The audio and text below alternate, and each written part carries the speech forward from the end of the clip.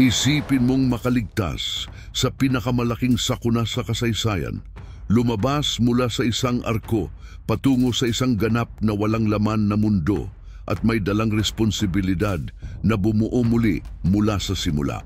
Iyan ang realidad ni Noe. Ngunit ang hindi napapansin ng marami ay ang kanyang kwento ay hindi lamang tungkol sa baha, kundi tungkol sa mga bagong simula, mga pangalawang pagkakataon, at kung paano binabago ng Diyos ang kaguluhan tungo sa layunin.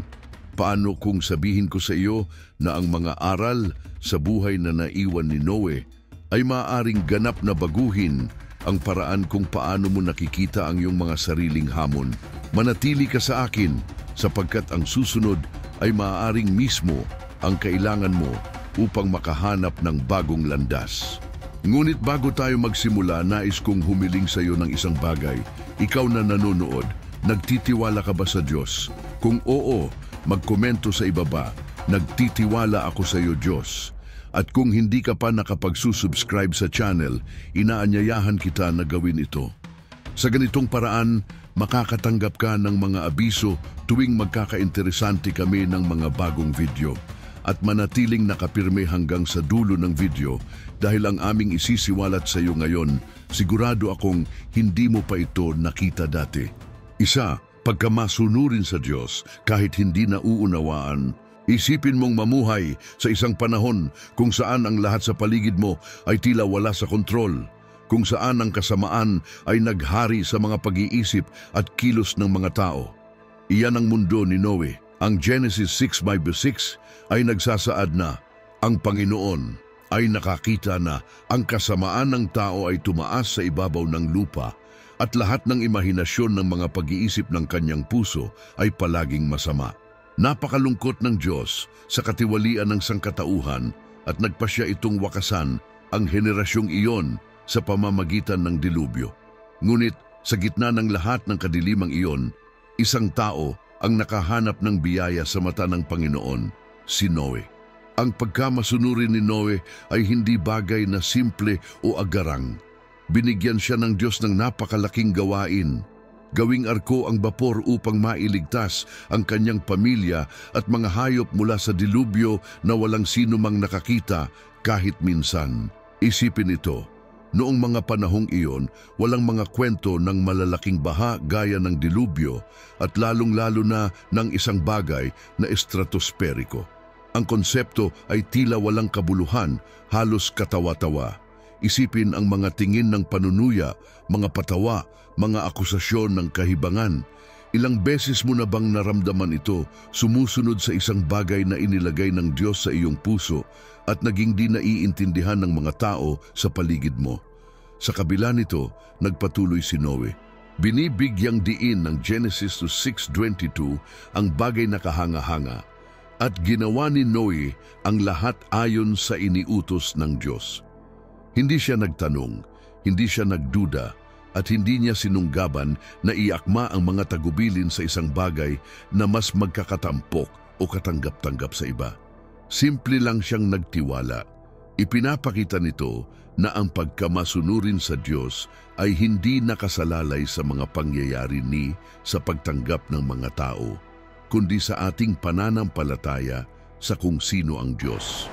Ang kwentong ito ay nagpapaalala sa atin na tinatawag tayo ng Diyos na magtiwala sa Kanya kahit sa mga pinakamahirap na sandali. Kaya, nilikha ko ang ebook na pagtagumpayan ang pag-aalala. Isang 21 araw na pag-aaral sa Biblia. Isang makabagong gabay na magdadala sa iyo sa isang araw-araw na paglalakbay na may mga pagninilay, panalangin at praktikal na hakbang upang patatagin ang iyong pananampalataya at mamuhay ng may kapayapaan. Ang link ay nakapirmi sa unang komento. Huwag palampasin ang pagkakataong maranasan ang kapayapaan ng Diyos at baguhin ang iyong espiritual na paglalakbay. At ang pananampalataya ay hindi pasibo, nangangailangan ito ng kilos. Ang pagtatayo ng arko ay isang napakalaking proyekto. Ang ilang mga dalubhasa ay naniniwala na maaari itong kinuha mula 2 hanggang 70 taon upang makumpleto ito. Ngayon, isipin ang antas ng commitment at dedikasyon na kailangan nito. Araw-araw, taon-taon, nagtrabaho si Noe nang hindi nakikita kahit isang patak ng ulan. Nagbibihis siya ng isang bagay na walang nakakaintindihan.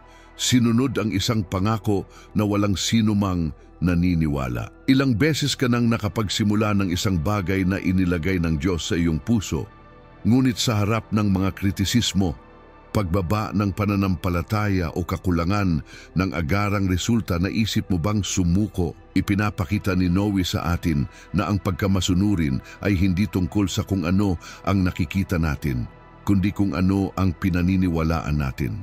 Ano ang masasabi natin tungkol sa epekto nito? Hindi lamang sinunod ni Noe, kundi ang kanyang pagkamasunurin ang naglikha ng tulay para sa bagong simula na binalak ng Diyos para sa sangkatauhan. Minsan, ang pagkamasunurin na hinihingi ng Diyos mula sa atin ay tila maliit o wala sa halaga.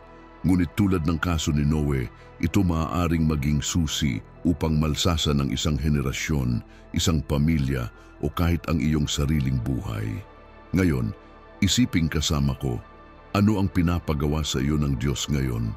May bagay ba na inilagay niya sa iyong puso at nag-alinlangan kang gawin dahil sa takot sa kung ano ang iniisip ng mga tao o sapagkat tila masyadong malaki o maging walang kabuluhan man? Tandaan, ang Diyos ay hindi nagbibigay ng utos na walang layunin. Nakikita niya ang hindi mo nakikita at inihahanda ka para sa bagay na mas malaki kaysa sa iyong iniisip. Ngunit narito ang pangunahing punto na kailangan nating pag-isipan. Ang pagkamasunurin ni Noe ay hindi nakabatay sa luhika ng tao kundi sa pagtitiwala sa Diyos. At diyan, kadalasang tayo nagkakamali. Gusto nating maunawaan ang lahat bago sumunod. Gusto natin ng mga garantiya bago gawin ang unang hakbang. Ngunit ang tunay na pananampalataya ay sumunod kahit di natin ganap na nauunawaan, kahit hindi natin nakikita ang darating. Papaano kung sabihin ko sa iyo na ginamit ng Diyos ang kwentong ito ni Noe para turuan ka ng isang bagay ngayon?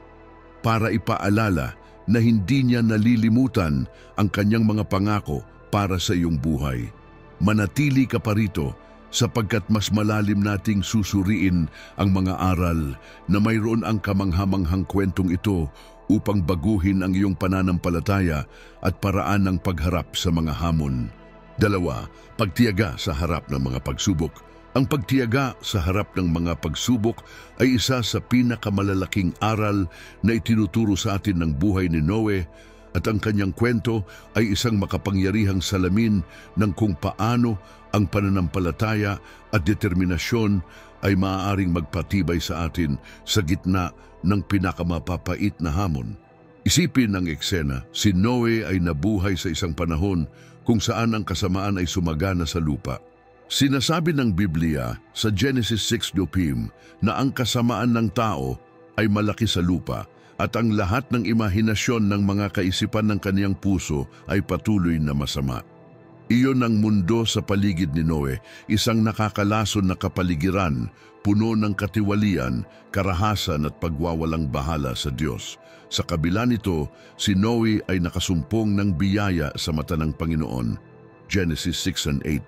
Binigyan siya ng Diyos ng napakalaking misyon, magtayo ng isang arka, isang malaking barko na magliligtas sa kanyang pamilya at isang kinatawan ng lahat ng nilikha mula sa paparating na dilubyo. Ngayon, isipin ang bigat ng responsibilidad na iyon. Hindi namin pinag-uusapan ang tungkol sa isang bagay na simple o may agarang kahulugan para kay Noe at sa mga nasa kanyang paligid. Siya ay nakatira sa isang tuyong lupa, walang senyales ng ulan o anumang pahiwatig na ang isang bagay na napakalubha ay mangyayari. Ang paggawa ng isang arka sa panahong iyon ay mukhang kabaliwan para sa mga nagmamasid mula sa labas. At marahil, si Noe ay humarap sa mga angas, pag-aalipusta at tingin ng pag-aakusa mula sa kanyang sariling mga kapitbahay at kakilala. Ilang beses mo na bang naramdaman na nag-iisa ka, nagdadala ng bigat na walang ibang makaintindi? na ang ipinagawa sa iyo ng Diyos ay tila masyadong malaki, masyadong mahirap. Ganyan eksakto marahil naramdaman ni Noe. Ngunit hindi siya sumuko. Sinasabi ng Genesis 6:22 sa atin ang isang bagay na simple, ngunit hindi kapanipaniwalang malalim. At ginawa ni Noe, alinsunod sa lahat ng iniutos sa kaniya ng Diyos, ay gayon nga ang ginawa niya. Nagtrabaho siya sa arka ng may pagtiyaga, kahit na walang nakikitang agarang resulta, kahit na hindi ganap na nauunawaan ang plano ng Diyos. Ngayon, isipin ito. Ang paggawa ng arka ay inabot ng mga dekada, posibleng nasa pagitan ng 50 at 70 taon. Naisip mo na ba ang ibig sabihin nito na mag-ukol ng napakaraming taon ng iyong buhay sa isang bagay na, para sa mundo, ay mukhang walang kahulugang pagsisikap? Malamang na pinagbuwisan ni Noe ang pagod, mga duda, at maging ang mga sandali ng kawalang pag-asa. Ngunit ipinapakita niya sa atin na ang pagtiyaga ay hindi pagdama ng pagiging malakas sa lahat ng oras. Ito ay tungkol sa pagpapatuloy, kahit na sinasabi ng mga damdaming dapat kang sumuko. Sa bawat pagpapanday, bawat piraso ng kahoy na inilagay, binabago at pinapatibay ni Noe ang kanyang pagtitiwala sa Diyos. At iyan ang susi, hindi niya tinitingnan ang mga pangyayari kundi ang pangako.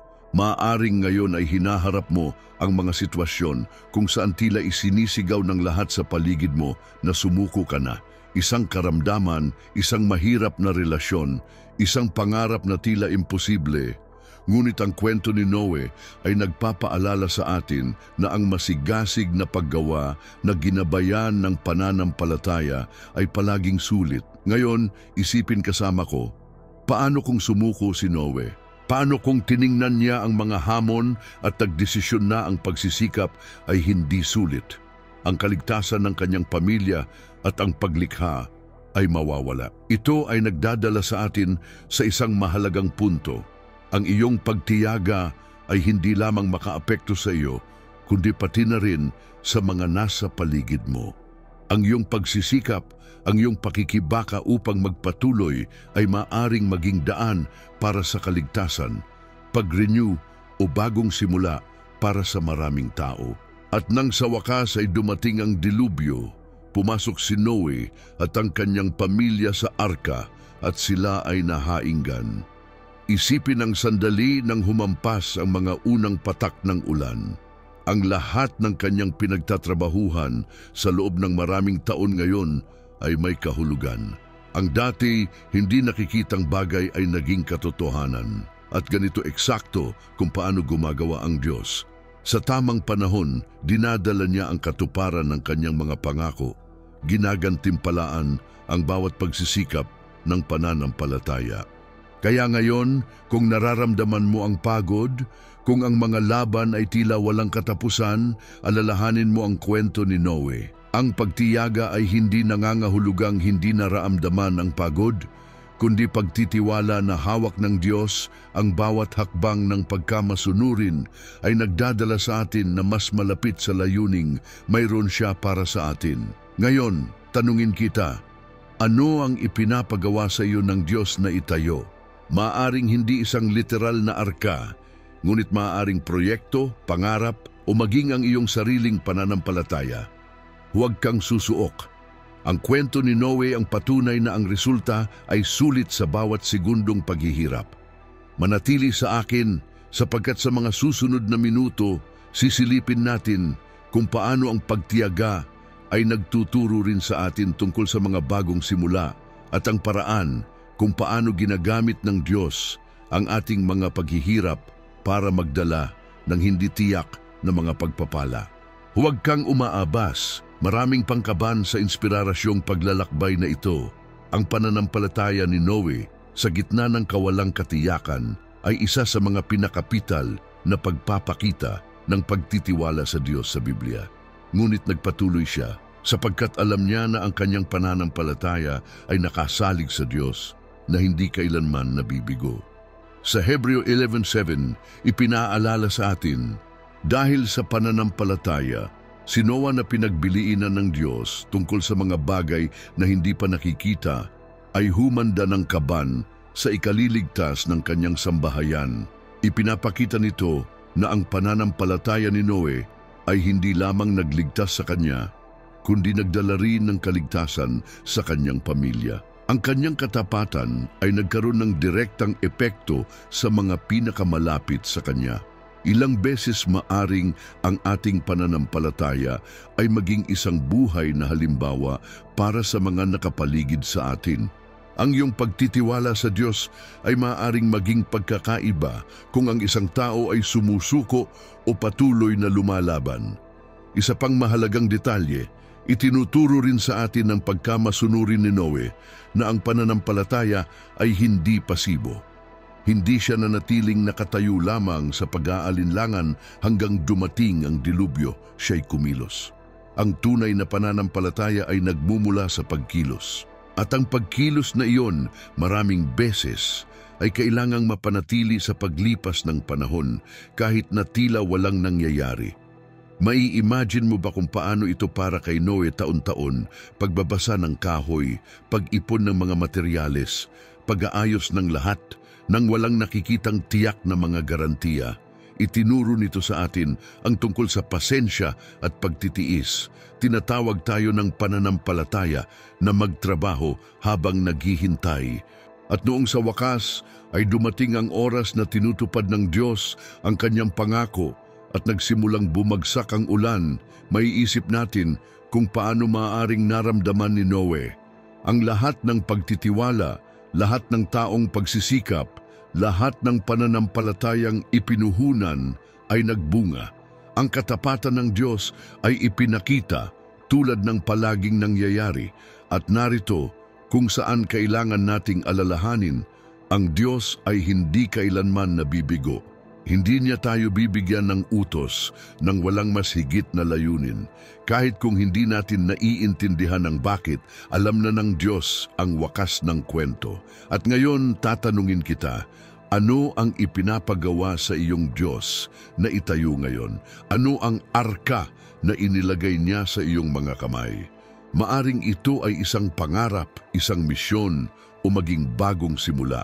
Maaring hindi mo makikita ang bunga ngayon, ngunit ang kwento ni Noe ay nagpapaalala sa atin na sulit ang pagtitiwala sa Diyos kahit sa kawalang katiyakan. Manatili sa video dahil ipapakita ko sa iyo kung paano ang parehong pananampalataya ay maaaring magbago ng mga hamon sa iyong buhay tungo sa tagumpay. 3. Pananampalataya sa gitna ng kawalang katiyakan. Ang pananampalataya ni Noe sa gitna ng kawalang katiyakan ay isa sa mga pinakamakapangyarihang pagpapakita ng pagtitiwala sa Diyos sa Biblia. Isipin ang pamumuhay sa isang mundo kung saan ang lahat sa paligid mo ay nalulubog sa katiwalian at kasamaan. Araw-araw, nakikita ni Noe ang mga tao na lumalayo sa Diyos, sumusuko sa kanilang sariling kagustuhan at hinahamak ang anumang anyo ng moralidad o katarungan. Sa kabila nito, siya'y nanatiling matatag. Hindi lamang siya naniwala sa Diyos, kundi namuhay ayon sa kanyang kalooban, kahit nasa lungat ito sa lahat ng kalakaran ng lipunan sa kaniyang panahon. Iyon pa lamang ay isa ng malaking hakbang ng pananampalataya. Nang tawagin si Noe ng Diyos at ibinigay sa kanya ang tungkuling bumuo ng isang napakalaking arka, lalong mas naging hamon ng sitwasyon. May isang bagay na malinaw, hindi pa kasing dahilan ng pag-ulan na ganap gaya ng ipinagpapahayag ng mga pangako ng Diyos.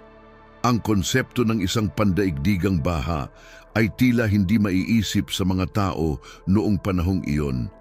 At narito ang malaking aral, hindi humingi ng paliwanag si Noe, hindi humingi ng mga patunay ni mga dagdag na palatandaan.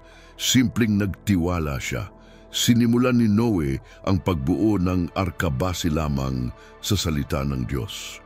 Nangangahulugan ito na hindi nakabatay ang kanyang pananampalataya sa nakikitang ebidensya, kundi sa hindi masuling pananampalataya sa sinabi ng Diyos. Ngayon, huminto at magmuni. Ilang beses tayong tinatawagan na kumilos ng may pananampalataya sa harap ng mga sitwasyon na tila imposible o kakatwa. Marahil, may ibinigay na bagay ang Diyos sa iyong puso, isang bagay na maaaring pagtawanan o hindi maintindihan ng ibang tao sa paligid mo. Handa ka bang magtiwala at kumilos kahit hindi mo agad nakikita ang resulta? Ganito eksakto ang ginawa ni Noe. Nagtrabaho siya ng maraming taon, marahil dekada, nang hindi nakikitang bumagsak kahit isang patak ng ulan. Mai-imagine natin kung paanong baka siya'y inuusig ng pangungutyang tinutulig, tinatawag na baliw, tinatawag na hangal. Ngunit nagpatuloy siya sapagkat alam niya na ang kanyang pananampalataya ay nakasalig sa Diyos na hindi kailanman nabibigo. Sa Hebreo 11:27, pinapaalala sa atin, sa pamamagitan ng pananampalataya si Noe na pinabalaan sa mga bagay na hindi pa makita na may banal na takot na naghanda ng arka sa ikaliligtas ng kanyang sambahayan. Ipinapakita nito na ang pananampalataya ni Noe ay hindi lamang nagligtas sa kanya, kundi pati rin dinala ang kaligtasan sa kanyang pamilya. Ang kanyang katapatan ay nagkaroon ng direktang epekto sa mga pinakamalapit sa kanya. Ilang beses, maaring ang ating pananampalataya ay maging isang buhay na halimbawa para sa mga nakapaligid sa atin. Ang iyong pagtitiwala sa Diyos ay maaaring maging pagkakaiba sa isang tao na sumusuko o patuloy na lumaban. Isa pang mahalagang detalye, itinuturo rin sa atin ng pagkamasunurin ni Noe na ang pananampalataya ay hindi pasibo. Hindi siya nanatiling nakatayo lamang sa pag-aantay na dumating ang dilubyo, siya ay kumilos. Ang tunay na pananampalataya ay nagmumula sa pagkilos. At ang pagkilos na iyon maraming beses ay kailangang mapanatili kahit na tila walang nangyayari. Mai-imagine mo ba ang naramdaman ni Noe taon-taon ng pagpuputol ng kahoy, pag-iipon ng mga materyales, pag-oorganisa ng lahat nang walang nakikita na anumang garantiya? Itinuro nito sa atin ang tungkol sa pasensya at pagtitiyaga. Tinatawag tayo ng pananampalataya na magtrabaho habang naghihintay. At nang sa wakas ay dumating ang oras na tinutupad ng Diyos ang kanyang pangako at nagsimulang bumagsak ang ulan, maiisip natin kung paano naramdaman ni Noe. Ang lahat ng pagtitiwala, lahat ng taong pagsisikap, lahat ng pananampalatayang ginawa ay nagbunga. At narito kung saan kailangan nating alalahanin, ang Diyos ay hindi kailanman nabibigo. Hindi siya kailanman humihingi ng anumang bagay mula sa atin na walang mas malalaking layunin. Kahit na hindi natin nauunawaan ang bakit, alam na ng Diyos ang wakas ng kwento. At ngayon itatanong ko sa iyo, ano ang ipinapagawa sa iyo ng Diyos na itayo ngayon? Ano ang arka na inilagay niya sa iyong mga kamay? Maaring ito ay isang pangarap, isang misyon, o maging isang bagong simula. Maaring hindi mo makita ang bunga ngayon, ngunit ang kwento ni Noe ay nagpaalala sa atin na maaari kang maniwala sa Diyos, kahit sa gitna ng kawalan ng katiyakan. Manatili sa video, sapagkat ipapakita ko kung paano ang palabang pananampalatayang ito ay maaaring magpanibago ng mga hamon sa iyong buhay tungo sa tagumpay. 4. Proteksyon ng pamilya at pamumunong espiritual. Si Noe ay isang makapangyarihang halimbawa ng pamumunong espiritual at kalinga sa pamilya, at ang aral na ito ay higit na mahalaga ngayon. Nang magpasyang ang Diyos na magdala ng dilubyo upang linisin ang mundo mula sa katiwalian at karahasan, Genesis 6:11-13, pinili si Noe hindi lamang dahil sa kanyang katarungan, kundi sa kanyang katapatan at commitment sa mga nasa ilalim ng kanyang responsibilidad, ang kanyang pamilya. Isipin ang presyon na maaaring naramdaman niya. Nakatanggap siya ng malawakang kabuhayan mula sa Diyos at alam niyang ang hinaharap ng sangkatauhan ay nakasalalay sa kanyang pagkamasunurin. Ngunit ano ang ginawa ni Noe ukol dito? Pinangunahan niya ang kanyang tahanan ng may karunungan, pananampalataya at kalinga na nagpapakita na ang pamumunong espiritual ay nagsisimula sa bahay. Hindi lamang nakinig si Noe sa tinig ng Diyos, kundi ibinahagi rin ang gayong pangitain sa kanyang pamilya. Kailangan niyang kumbinsihin silang maniwala sa isang bagay na tila imposible. Isang paparating na dilubyo sa panahon na marahil hindi pa nila nakita ang ulan ng gayong lawak. Ito'y nagtuturo sa atin na ang tunay na pananampalataya ay hindi lamang pansarili. Ito ay may kakayahang magbigay inspirasyon sa mga nakapaligid sa atin. Maaring humaharap ka sa mga hamon sa iyong sariling pamilya, mga sandali kung saan tila mahirap mamuno, magturo o kahit na ipakita sa mga tao sa paligid mo ang mga nakikita mo. Sa mga ganitong pagkakataon tayo matututo mula kay Noe. Hindi niya sinubukang lumaban ng mag-isa. Sinunod niya ang plano ng Diyos at sa paggawa noon, natagpuan ang lakas upang protektahan ang mga mahal niya. Isipin, kailangan ni Noe na magtrabaho ng walang tigil sa paggawa ng arka sa loob ng mga dekada. Malamang na nakaharap siya sa mga pagnamubus, kritisismo at paghamak ng kanyang komunidad, ngunit nanatiling tapat siya sa misyon na ipinagkatiwala ng Diyos sa kanya. Ilang beses na tayong pinapanghina ng mga pananaw ng iba. Ipinaalala ni Noe sa atin na ang tunay na mahalaga ay kung ano ang iniisip ng Diyos tungkol sa atin, hindi kung anong sinasabi ng mga tao. Higit pa sa paggawa ng isang pisikal na arka, si Noe ay nagtatayo ng isang espiritual na arka sa loob ng kanyang tahanan, isang lugar ng kanlungan para sa kanyang pamilya, kung saan maaari silang magsama-sama, matuto at lumaki sa tiwala sa plano ng Diyos. Bukod dito, ipinakita rin ni Noe na ang pamumuno sa pamilya ay hindi nangangahulugang pagiging perpekto, kundi pagiging tao na patuloy na nakikipaghalubilo sa direksyon ng Diyos. Pagkatapos ng dilubyo, nagkaroon siya ng mga sandali ng kahinaan, tulad noong nagtanim siya ng ubasan at nalasing. Genesis 9:20-21. Ipinapakita ng mga kwentong ito na kahit ang mga pinakamagagaling na pinuno ay may mga kamalian, ngunit hindi nito binubura ang epekto ng kanilang espiritual na pamana. Hindi mo kailangang maging perpekto upang manguna sa iyong tahanan.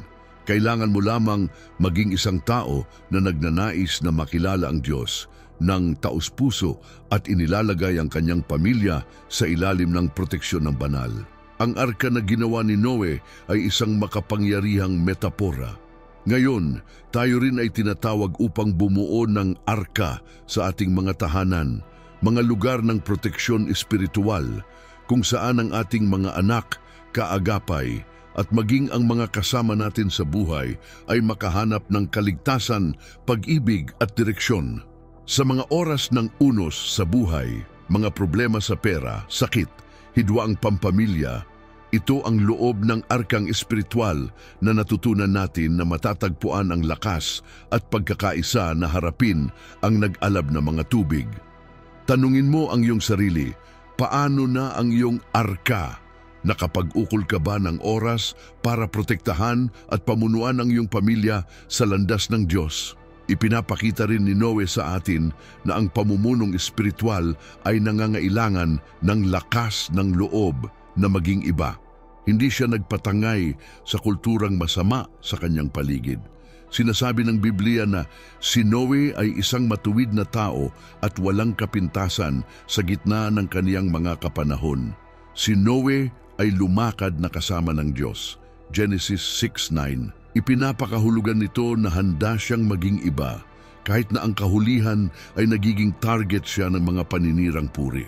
Ngayon, ang pagiging isang leader espiritual ay maaaring mga hulugan ng pagsasabing hindi sa mga bagay na itinuturing na normal ng lipunan, ngunit hindi naaayon sa dakilang kalooban ng Diyos.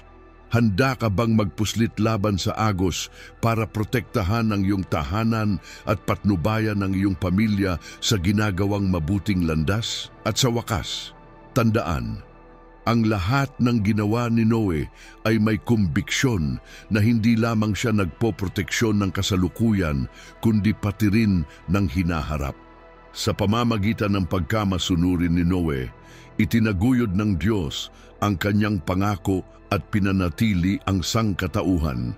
Ito'y isa pa ring aral na ang ginagawa natin ngayon sa loob ng ating mga pamilya ay may epekto sa buong henerasyon. Hinihigit mo na ba ang iyong tahanan sa isang paraang nag-iiwan ng pamana? O tumutulot ka bang ilubog ang mga pag-aabala at mga alalahanin sa araw-araw ang puwang na dapat natatangi para sa Diyos? Kaya't narito ang malaking pagninilay.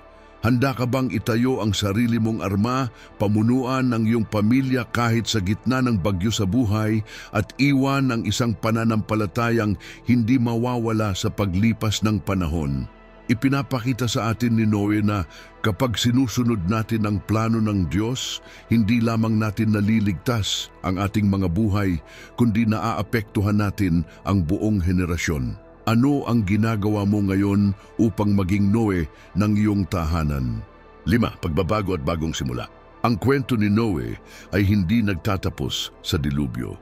Sa katunayan, pagkatapos humupa ng mga tubig ay makikita natin ang isa sa mga pinakamalalalim na aral na itinuturo ng kanyang buhay, ang pagbabago at mga bagong simula.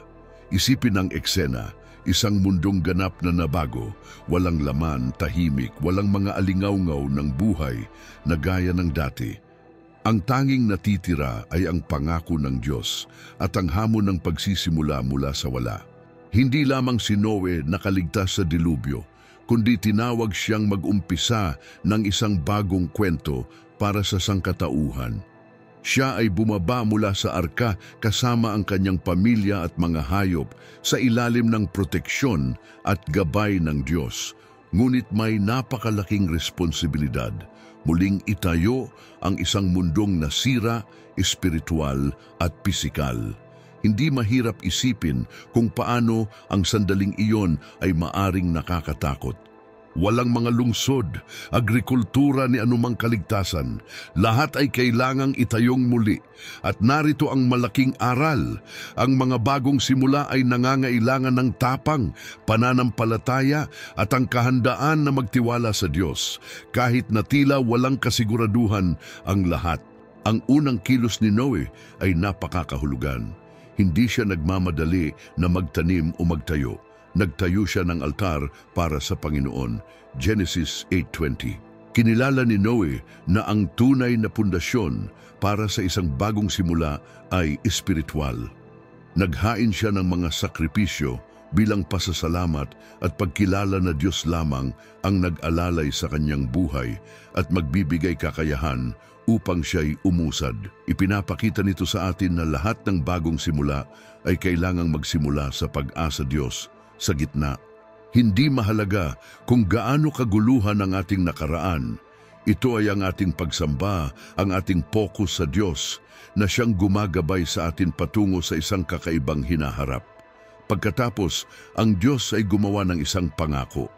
Inilagay niya ang bahaghari sa langit bilang tanda na hindi na niya muling wawasakin ang lupa sa pamamagitan ng dilubyo. Genesis 9:10-15. Ito'y hindi lamang kasunduan kay Noe, kundi mensahe para sa ating lahat. Ang Diyos ay Diyos ng pangalawang pagkakataon. Marahil ay nakaranas ka ng mga unos sa iyong buhay na tila tinangay ang lahat sa iyong paligid.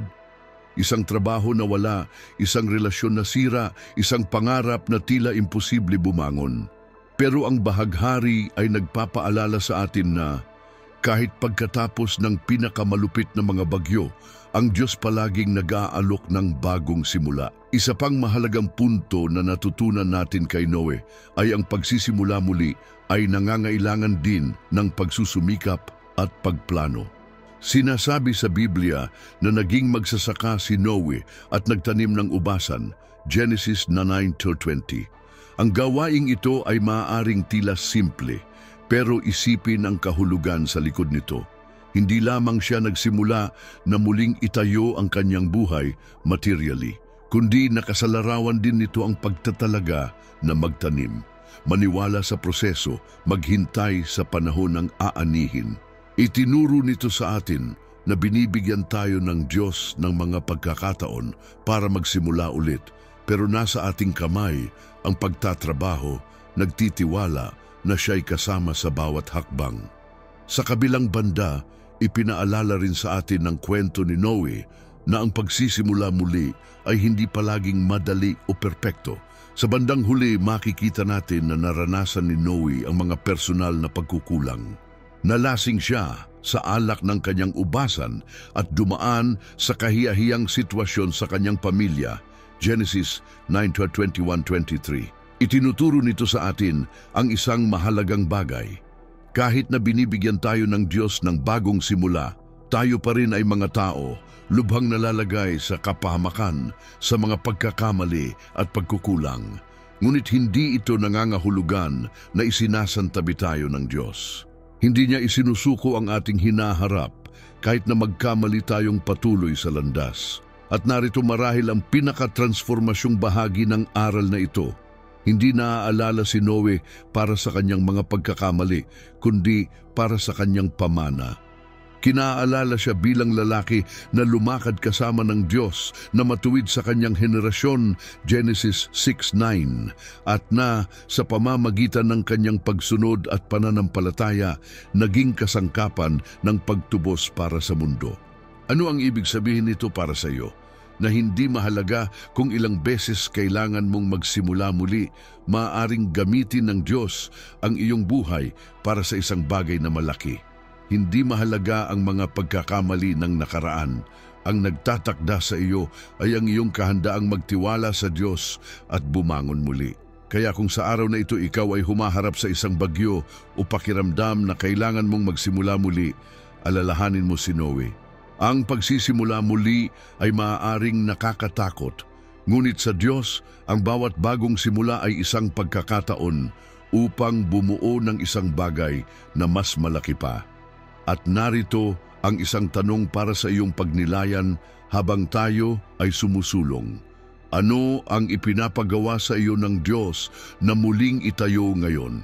Huwag matakot, sapagkat kung paano siya ay kasama ni Noe, siya ay magiging kasama mo sa bawat hakbang ng bagong paglalakbay na ito. Matuto tayong mamuhay muli sa pananampalataya at determinasyon.